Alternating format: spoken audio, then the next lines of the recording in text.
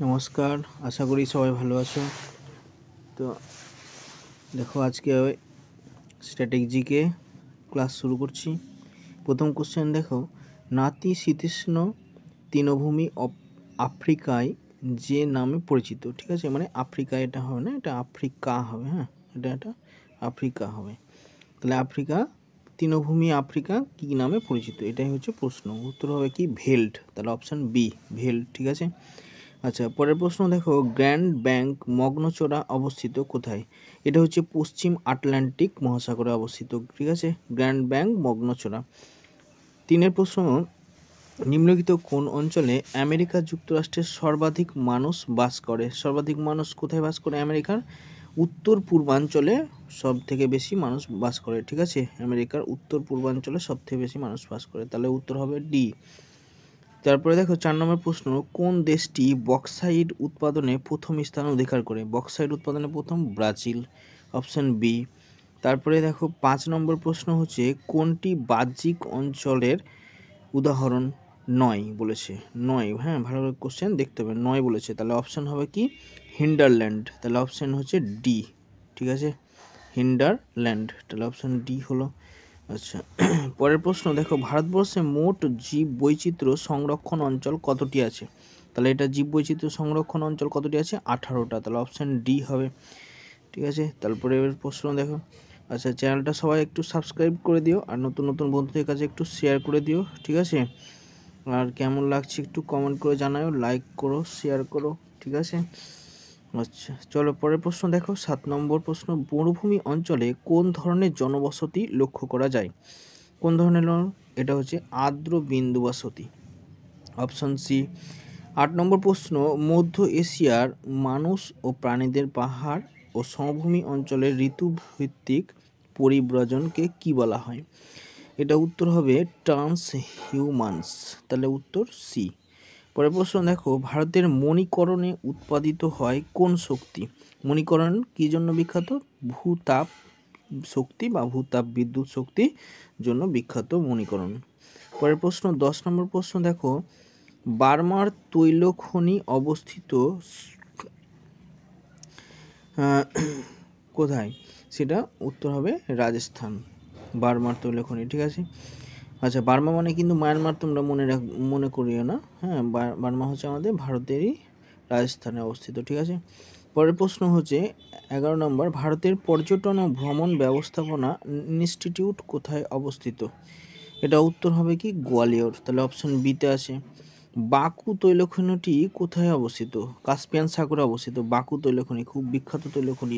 ঠিক আছে। আচ্ছা, এটা দেখো, তোমাদের কাছে একটাই আমার অনুরোধ, সেটা হচ্ছে কি যে চ্যানেলটা একটু সাবস্ক্রাইব করো আর নতুন বন্ধুদের কাছে একটু শেয়ার করে দিও। ঠিক আছে।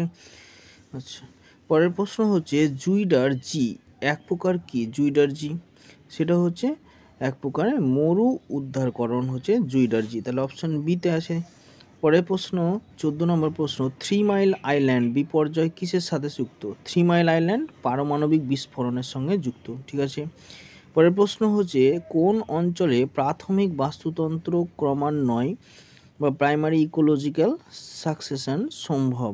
এটাও হবে কোথায়?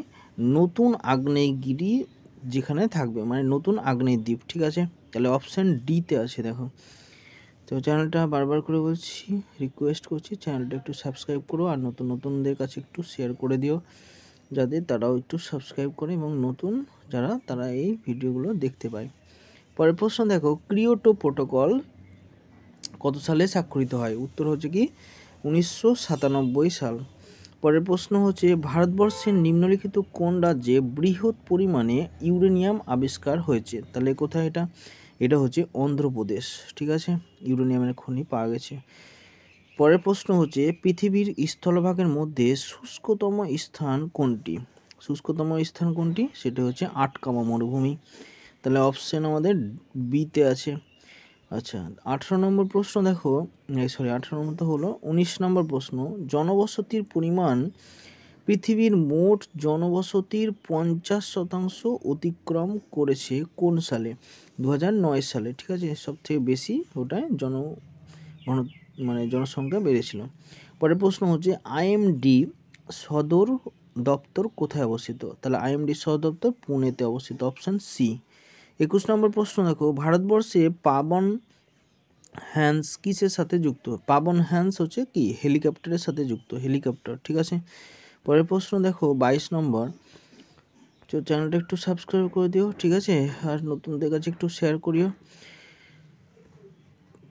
পরের প্রশ্ন দেখো, আইপিসিসির সদর দপ্তর কোথায় অবস্থিত? এটা উত্তর হবে কি, জেনেভা। আইপিসিসির সদর দপ্তর জেনেভাতে। 23 নম্বর প্রশ্ন, নিম্নলিখিত কোন দেশে জলবিদ্যুৎ উৎপাদনের পরিমাণ বেশি? জলবিদ্যুৎ উৎপাদন বেশি কোথায়? নরওয়েতে, ঠিক আছে। পরের প্রশ্ন হচ্ছে, কোন জল অঞ্চলে ভূমধ্যসাগরীয় জলবায়ু দেখা যায় না? তাহলে দক্ষিণ চিলিতে, বাকিগুলোতে সব জায়গাতেই ভূমধ্যসাগরীয় জলবায়ু দেখা যায়। 25 নম্বর প্রশ্ন, 2011 সালের জনগণনা অনুসারে কেরালায় 1000 প্রতি পুরুষে মহিলা কত সংখ্যা? এটা হচ্ছে 1084 জন, ঠিক আছে, মানে পুরুষ আর মহিলার অনুপাত যেটা বলা হয় সেটা। 1000 জনে 1084 জন মহিলা কেরালাতে, সব থেকে বেশি। তারপরে হচ্ছে জেস পিরিয়ডস গ্রন্থটির লেখক কে? গ্রন্থটির লেখক হচ্ছে হেকাটিয়া, অপশন সি। 27 নম্বর প্রশ্ন, সার্ভে অফ ইন্ডিয়া সদর দপ্তর অবস্থিত কোথায়? এটা অবস্থিত হচ্ছে দেরাদুন, ঠিক আছে। এই প্রশ্নগুলো কিন্তু আপকামিং যতগুলো কম্পিটিটিভ এক্সাম আছে সবার জন্য কিন্তু খুবই খুবই ইম্পর্টেন্ট, ঠিক আছে। সামনে যে রেলের পরীক্ষা আছে, তারপরে হচ্ছে কেপির পরীক্ষা আছে, WBKP, তো এগুলোর জন্য খুবই ইম্পর্টেন্ট। তো প্রশ্নগুলো একটু ভালো করে পড়ে যাবে, আর হচ্ছে নতুন বন্ধুদের কাছে একটু শেয়ার করে দেবে, তারাও যেন দেখতে পায় এটা, আর একটু চ্যানেলটা সাবস্ক্রাইব করে দেবে, এটা সবার কাছে একটা অনুরোধ, ঠিক আছে। পরের প্রশ্ন দেখো 28 নম্বর প্রশ্ন, 2011 সালের জনগণনা অনুসারে ভারতের জনঘনত্ব কত? মানে প্রতি বর্গ কিমিতেই মাপা হয়, তো 382, অপশান বি তে আছে দেখো, তাহলে অপশান বি হয়ে গেল। মরু অঞ্চলের টিলার আকারে যে অবশিষ্ট ভূমিরূপ দেখা যায় তা হলো কি, ইনসেল বার্জ, অপশান ডি। আচ্ছা, আজকে শেষ প্রশ্ন 30 নম্বর প্রশ্ন, সেটা হচ্ছে সিমলিপাল জাতীয় উদ্যান কোথায় অবস্থিত? এটা হচ্ছে উড়িষ্যায়। খুবই খুবই ইম্পর্টেন্ট। এই যে আমি 30টা প্রশ্ন বললাম, এর মধ্যে 5-6টা কোশ্চেন কমপক্ষে ওই বিগত বছরে বিভিন্ন কম্পিটিটিভ পরীক্ষায় এসেছে। তো এই প্রশ্নগুলো তোমরা যদি রেডি করতে থাকো তাহলে কিন্তু কম্পিটিটিভ এক্সামের জন্য ভালো প্রিপারেশন হবে। তো এইটাই বলার যে পড়াশোনা করতে হবে, আর চ্যানেলটা সাবস্ক্রাইব করতে হবে, আর একটু শেয়ার করে দিতে হবে নতুন নতুন বন্ধুদের কাছে, তারাও যেন এগুলো দেখতে পায়, ঠিক আছে। তো ঠিক আছে, আজকে আমি এইটুকুই ক্লাস ছিল, চলো টাটা।